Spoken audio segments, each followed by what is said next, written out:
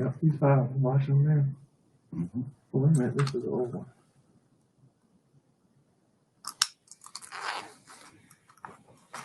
Good day to the Maryland Prince Hall family.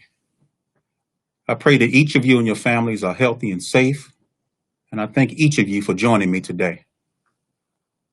I want to offer my prayers to those who are afflicted with the virus and the countless others who are suffering from other ailments and health issues who are most likely receiving a different level of care and treatment as resources and medical personnel are repurposed to deal with COVID-19. I want to express prayers for the souls of those who have succumbed to the virus and offer my deepest sympathies to their families and loved ones who are grieving and trying to navigate the difficulties of planning a service under extreme circumstances and the laws governing social distancing.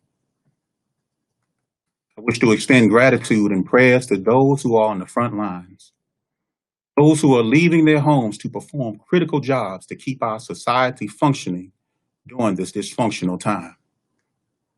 I pray that God will protect you and keep you and your family safe. Brothers and sisters, it's been more than a month since the real threat of COVID-19 caused me to shut down the operations of our fraternity here in Maryland. And sadly, since that time, we have all borne witness to how this insidious virus is impacting our families, our communities, and our very way of life. What we are facing is daunting, but I am heartened by the daily moments of triumph and acts of courage, humanity, and love. Although these are trying times for all of us, I remain optimistic that our world will thrive once again. It seems every day brings new developments in how to address the coronavirus. Both global and national recommendations are clear. If you stay home and practice physical distancing, you can help slow the spread of COVID-19 and save lives. What happens tomorrow depends on our actions today. As the situation around COVID-19 continues to unfold, and as public health officials learn more about the virus, we all learn ways to prevent community-based transmission and spread of the virus. You are aware that Governor Hogan has not only shut down non-essential businesses, but as of yesterday, he has also mandated the wearing of masks or face coverings in public areas such as grocery stores and pharmacies, etc. These are uncertain times, but I've worked closely with the Maryland Prince Hall Masonic leaders and distributed numerous written communications since the second week of March. And it's at the request of the membership I felt it necessary to now address you via social media. My concerns as your leader are numerous. As a fraternity, we are unique in how we do business. And it's important that we consider, even when the executive orders and restrictions are reduced or lifted, we must crawl before we walk in returning to our previous activities and modes of operation. Safety, safety, safety, and the preservation of life must be paramount in every decision. So let's have some very real talk. Our demographics. We are a predominantly African American organization. In the state of Maryland, African Americans make up the largest ethnic group of positive COVID-19 cases and the highest number of deaths. Secondly, a large part of our membership falls into the category of those groups who are at a higher risk for severe illness from COVID-19. That's people 65 years and older, people who live in a nursing home or long-term care facility, and people of all ages with underlying medical conditions. So as Masonic leaders, and each of you, you have to ask yourselves, do we have or do we interact with anyone who has diabetes, heart conditions, chronic lung disease, moderate to severe asthma, conditions that can cause a person to be immunocompromised, like those who are undergoing cancer treatment, those who smoke, those who have had bone marrow or organ transplantation, those with immune deficiencies such as HIV or AIDS, those who are or have severe obesity and have a body mass index of 40 or higher, anyone with chronic kidney disease who may be undergoing dialysis, and those who have liver disease. Third, we must consider treatment. Treatment for those who are exposed to and suffering from the virus. We are aware that there are those who are asymptomatic, and that's those who show no symptoms. But they are still a risk to us, as they can spread the virus to others. Recently, there has been reported at least one clinical trial for treating the virus that is showing positive results. However, there is currently no specific treatment that has been approved by the Federal Drug Administration. So according to the CDC and health officials, the best way to prevent illness is to avoid being exposed to this virus. There's been some talk of vaccines. However, experts say that it could take 18 or more months for a vaccine to be developed. As a fraternity, we must also consider how long does this virus last on surfaces. According to a recent study published in the New England Journal of Medicine, the virus COVID-19 can live in the air and on surfaces between several hours and several days. The study found that the virus is viable for up to 72 hours on plastics, 48 hours on stainless steel, 24 hours on cardboard, and 4 hours on copper. It is also detectable in the air for up to 3 hours. It can live for days, depending on what the surface is made of. Some have said that with the warm weather, the virus will go away. The CDC says that some viruses, like the common cold and flu, spread more when the weather is colder, but it is still possible to become sick with these viruses during warmer months. So at this time, we do not know whether the spread of COVID-19 will decrease when the weather warms up. I realize that some of you are aware of these facts, but I state it here because it will impact everything we do from now on. Until there is adequate testing, we have to do what hospitals are doing, and that is assume that everyone is positive, because the danger is that if we move too quickly, we will regress and become complacent and discontinue safety measures and cause an outbreak among our members and take it home to our families. With this in mind, the continuation of our operations must be done in accordance with the law, but also with what makes sense based upon the data and our demographics. Therefore, the prohibition of physical meetings and events is still in effect. The leadership of this jurisdiction strongly encourages the use of teleconferencing and video conferencing technologies to meet virtually with members to stay connected to each other. And leaders at all levels should be checking on members. You should be making phone calls, sending emails, texts, and social media, and other forms of communication. I've been asked about elections and annual sessions.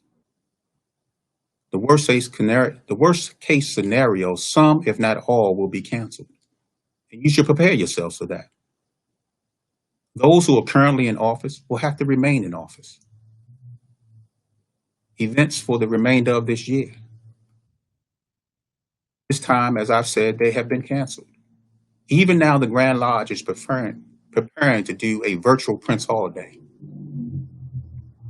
Dues and assessments. Members are encouraged, if they are able to financially, to pay your dues. We still have financial obligations which must be met. We have to keep the lights on and pay other utilities. If you cannot afford to pay your dues, it is imperative that you communicate with the leadership, because we do not want to drop you from the rolls.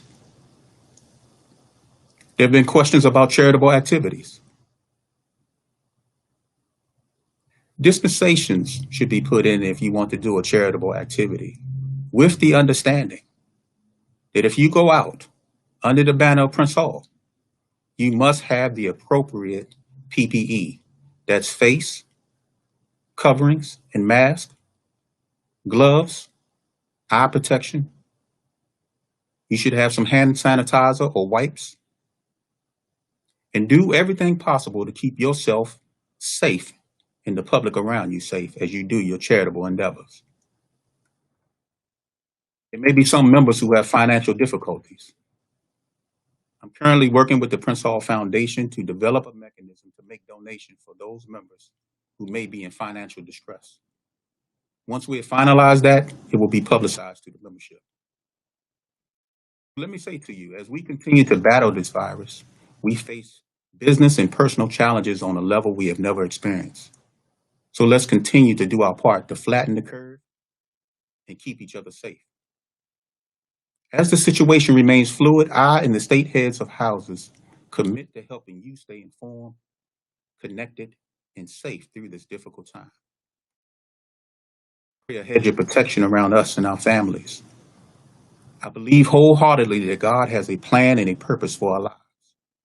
We can and we will have the victory over this virus, and we will emerge stronger and wiser. I want to thank and commend the leaders of the heads of houses. They have been dynamic during this time.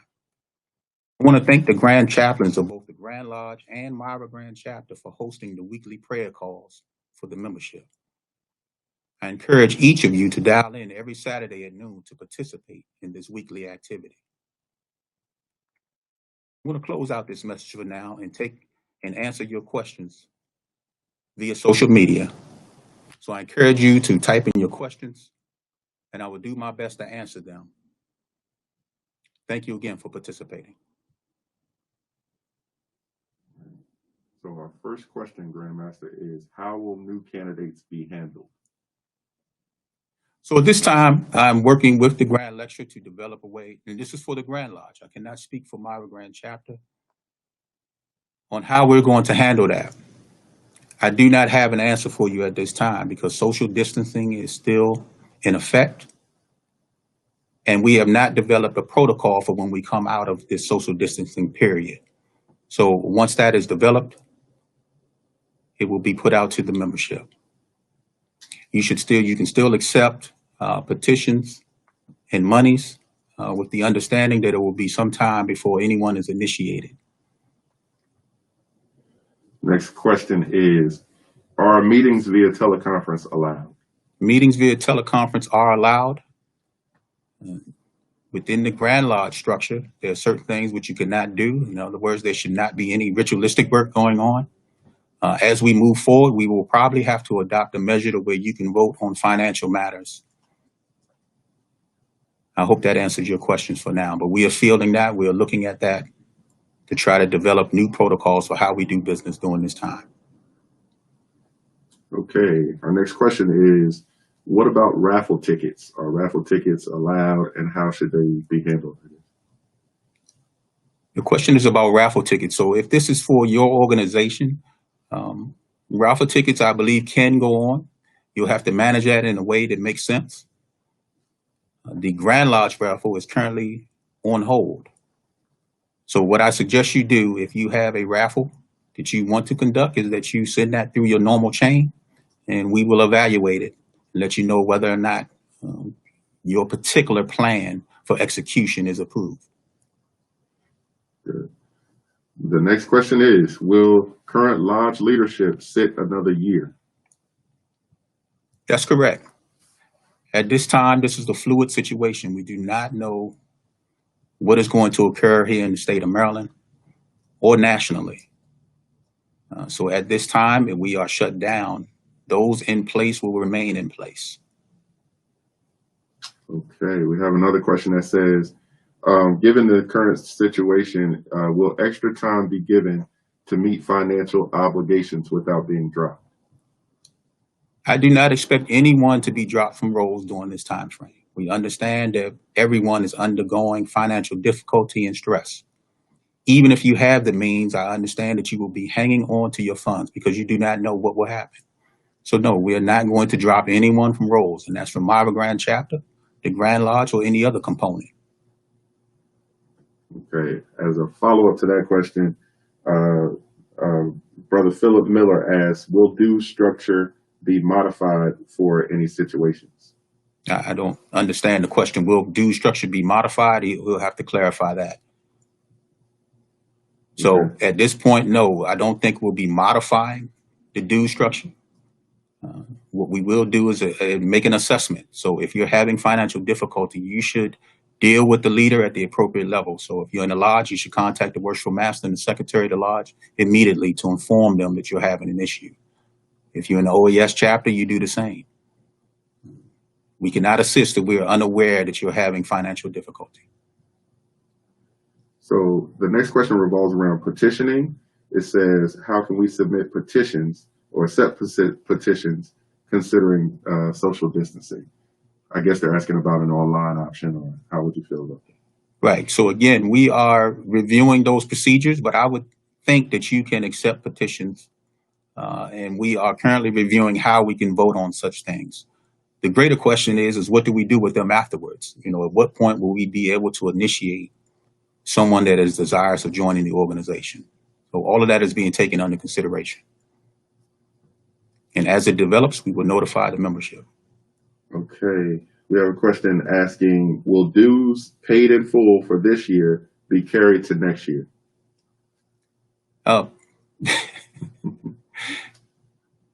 Well, to the person that asked that question, I think that's a legitimate question. I'm unsure at this point. Again, the bills don't stop. There are lodges that have their own building. They have to pay mortgages as well as utilities. The same here at the Grand Lodge. We have utilities and we also have a staff that we have to continue to pay. So at this time, I would say no, but I appreciate the question. And we will make that part of our agenda when I speak to the heads of houses. Okay. Brother Chris Gray is wondering, what about brothers that want to return under the amnesty program? They should be allowed to return. Okay. Are there any updates? Brother Curtis Worcester is asking, are there any updates on the Maryland Masonic Ritual book being distributed? Before the shutdown, we had 100 rituals printed. They're here at the Grand Lodge. So if your name was on the list that was distributed at the First Constituent Lodge workshop for the Grand Lodge, then you are the first out of the chute to receive those rituals. So if you have it and you've not received it yet, just give the Grand Lecturer a call or an email and say, hey, where's my ritual? And we would do our best to get it to you or make it available here at the Grand Lodge for pickup. Okay. Past Master Marcellus Jolly first wants to thank you, first and foremost, for accepting the weight of leadership in this situation. That is echoed by many brothers online. The next question is, does the rule that current lodge officers will continue to sit apply to concordant bodies until social distancing is lifted? That applies to the entire jurisdiction. Good. The only component that I have no authority over is the shrine and the daughters. So whatever protocol comes out from the shrine and the daughters, that should be followed by those elements. Okay. Sister Taz McCoy Wilson is asking, is there a team in place to assist various chapters and lodges with how to use current technology to address whatever they have to, given that some business may still have to be pending? If not, are you willing to entertain this suggestion? The Junior Grand Warden here at the Grand Lodge level has been working with the lodges to use Zoom. To answer your question, yes, we are open to suggestions and to assistance. So no, there is no true team in place, but I'm willing to accept your help. Good. And Mr. Jonathan Mason is asking, will the investigation committee still come to visit him during this time, or should he expect to wait? I assume he's a candidate. Those candidates that may be online, thank you for joining us. You cannot expect a physical visit. What you should expect is perhaps someone to call you on the phone or to use some sort of teleconferencing or video conferencing technology to conduct the investigation. But for your safety and for ours, there should be no physical visits to your home. Good. Okay. Past Grandmaster Stephen Collier is asking, Most Worshipful Grandmaster, will you do other virtual meetings, hopefully once a month at a minimum? So we were discussing that before the start of this virtual meeting, Past Grandmaster Collier, and the answer is yes. The frequency will be discussed. We're thinking a possibility of at least twice a month as we go through this period. All right. Our Grand Lecturer would like to remind, he has a comment, he would like to remind everyone that WSOI is still operating online and the wardens are submitting their work. Okay. So the wardens of the jurisdiction should be conducting the School of Instruction through Zoom or other video conferencing methods. You are responsible for still attending the School of Instruction virtually. Okay, Brother James Garnett is asking, will Masonic burials be performed? At this time, we cannot conduct Masonic burials. However, following the lifting of the executive orders, we will move forward with trying to honor requests from families to conduct these. So yes, it is our intention to honor our brothers and our fallen properly following the lifting of the executive orders. All right. Brother Mark Rollins is asking, if the raffle is on hold, what will happen to the money that has already been paid? The money is being held. It's an escrow, so to speak, Worshipful Master. All right. Sister Shamika Griffith is asking, are new dues cards available? That I'm unaware of. I would say check with your worthy matron and go through the chain of Myra Grand Chapter to see if they're available. If they're not, you should have at least been issued a receipt for your dues. Now, if you haven't been given a receipt, I need to know that immediately. So we ought not be taking funds without giving you a receipt. Okay. Past Master Carl Jones would like to know, Most Worshipful Grand Master, do you mind reiterating the status of all current dispensations for events? All events are canceled. So we fall under Maryland law. The governor has said that no more than groups of 10 can gather. So there's no way for us to have an event at this point. So if your event is in August, it's canceled right now because we don't know the status of what's going to happen here in the state of Maryland.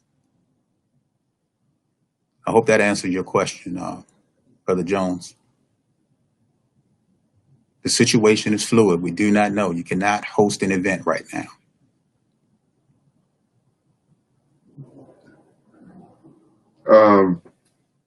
So Brother Will Diggs is asking, is Cash App being discussed to ensure payments are being sent? Cash App, to my knowledge, has not been discussed. Each lodge, each component is responsible for collecting their dues by whatever mechanism they develop. Of course, we encourage electronic payments. So discuss that with your Worshipful Master or other component that you're trying to pay dues to. Okay. Will current Grand Lodge leadership sit another year as well? All leadership will sit until such time as the executive orders have been lifted and conditions exist that will allow us to operate properly. That means that we can hold our sessions where all of the delegates can be present and vote. So that means everybody at all levels across this jurisdiction will sit. Okay. Past Matron Venus Drumming would like to know, would like to comment that the Grand Lecturer team for OES will address testing and graduation for Associate Matron and Associate Patron once the governor begins to lift restrictions. So a gentleman would like to know, how can he become a brother in a time like this? Well, you submit your petition as you normally would to a lodge. The question then becomes is how soon could a petitioner be initiated? And I cannot answer that at this time. I am grateful that we still have those members of society that are willing to join us on this organization. So patience will be needed. Patience will be needed. Okay. Our Grand Inspector Adams would like to know, in light of current situation, will lodge quarterly audits be postponed until further notice? Absolutely. Okay. Sister Karen Perry has a comment. She thanks you for your leadership and stepping up to the plate in this difficult time. Thank you. All right.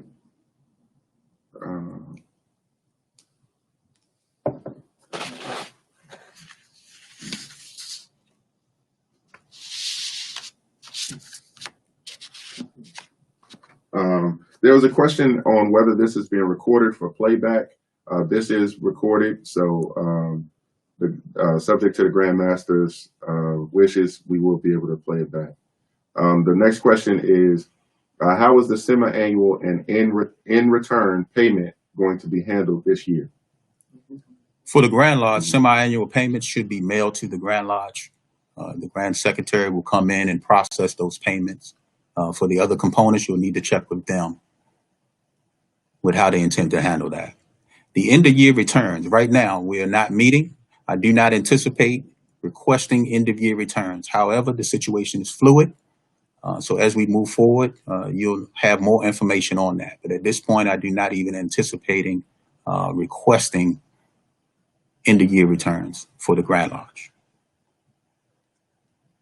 Okay.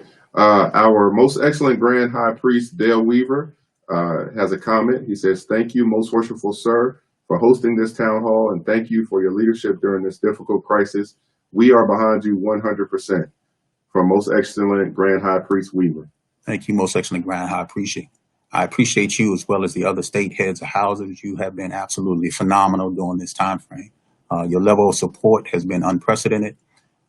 You have communicated our notes from our meeting to the leadership of this jurisdiction and to the membership, and for that I am ever grateful. So thank you. Okay. From Grand Worthy Matron Henderson, she says, please send any questions to gs@myragrand.com. That's gs@myragrand.com. Okay, so send your questions to the Grand Secretary of Myra Grand Chapter, and that's gs@myragrand.com. Okay. Okay. Right Worshipful Bernard Dent III is asking, what is the due date for mid-year returns? Right, Worshipful Dent, you would ask me a question I can't remember, but it is sometime in May. On the 1st of May, the form should be made available to the worshipful masters and secretaries of each lodge, and then by the end of May, they should be submitted. Any lodge experiencing difficulty should communicate with the Grand Secretary and make the appropriate arrangements. All right.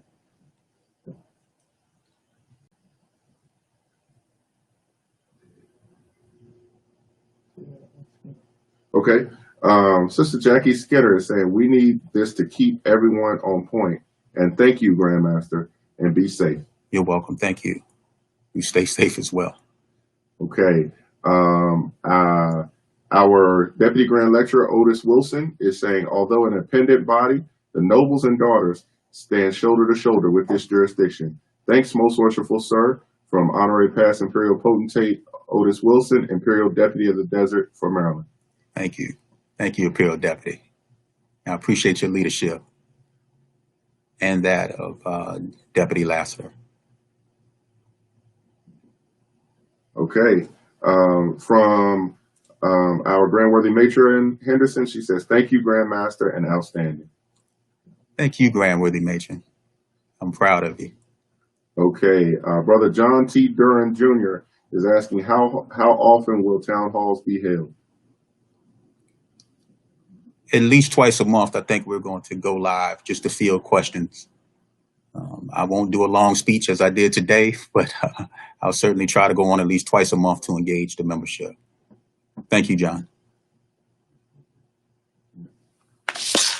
Okay.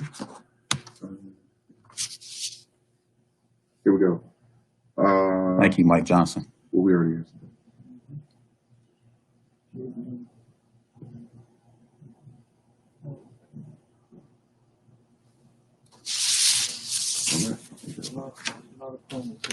Okay. So I'm getting a lot of good feedback from each of you. So I thank you for your positive input. I thank you for your prayers and your calls and your texts and your well wishes, not only for me, but for my family and for this entire jurisdiction.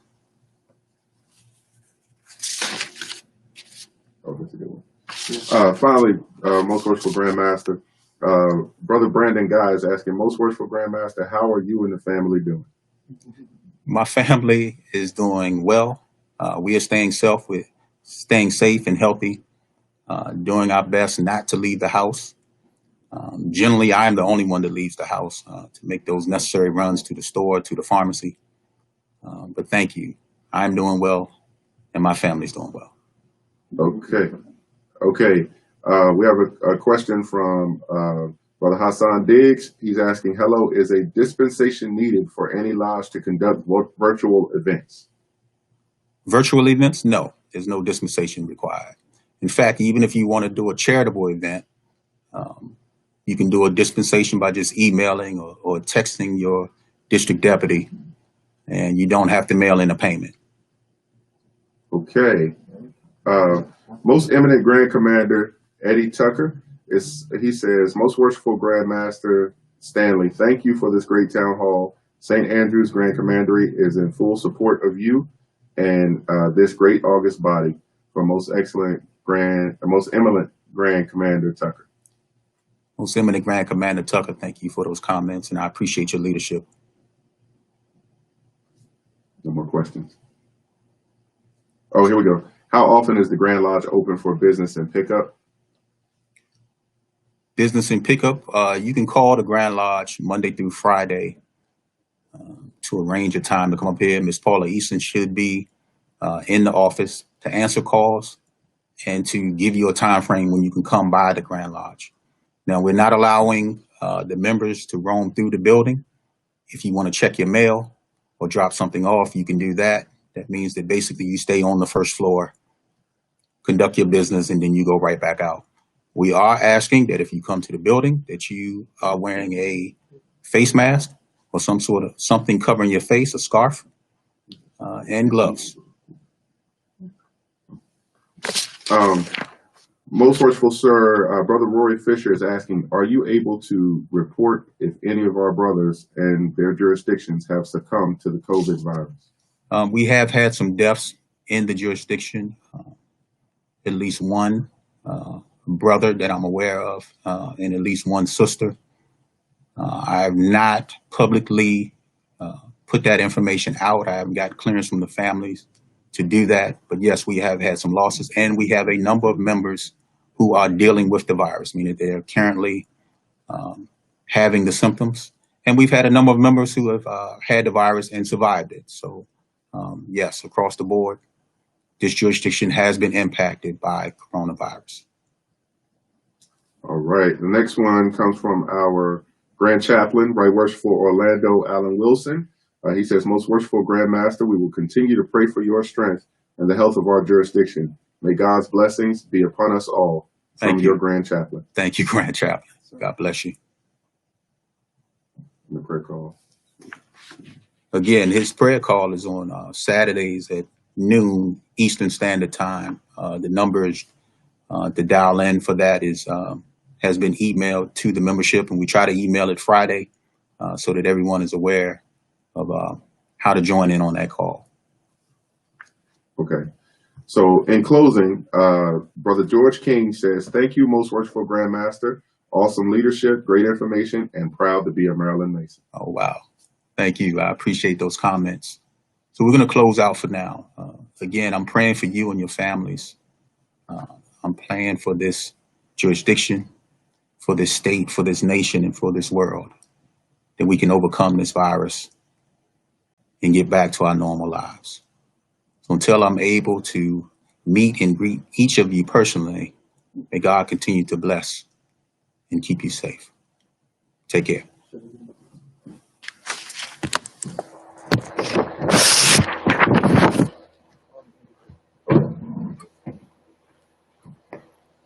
All right. You guys did a great job. Yeah, that was good. Make sure this is off. Well, I guess it's off. What? Yeah, he closed it. So. Oh, yeah. Yeah, the scroll. He just closed it. So it's, Yeah, it's gone. I'm looking at it here. okay. Yeah, it's gone. But that was good. I got a whole nother idea next go round. Okay. Yeah. This time we're gonna do a fireside chat type setting. Yeah. Yeah. I like this. This was very formal for his first one. But his next one would be in front of in the big chair, like in this corner here, in front of this bookcase. Yep, so everybody can see that. Yeah, a little more casual. And then we can have the table still here. You won't be able to see it. Hey. Everybody just wanted to chime in and talk about how great it was. It was literally at the end it was 90% of the things were, hey, I'm here and this is great. You know, a lot of people were, hey, I'm checking